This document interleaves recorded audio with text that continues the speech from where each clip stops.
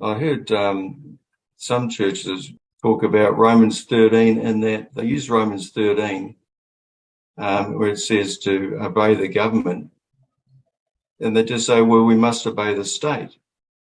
Well, that's just not so. Historically, there are people like Samuel Rutherford, he wrote a book called Lex Rex, 16th century, 1600 something or other, which shows that, well, actually, there's sometimes where you mustn't obey the state.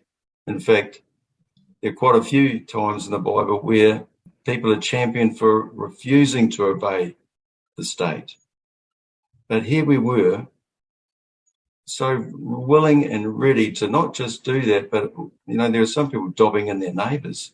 It just seemed incredible. So I found it a very sad time. I mean, I was at a funeral this morning, and I was reflecting on just a couple of years ago, I couldn't even go to a funeral. And here we were in a funeral. I was in the funeral this morning, hundreds of people there. And the state took that away, where people weren't able to mourn properly. Yeah. It's diabolical what we all went through. And for the church, there's some people, some pastors speaking out. Dear Brian Tamaki, good on him, pretty radical, but there were some that spoke out and were willing to even get arrested for it, to protect our freedoms.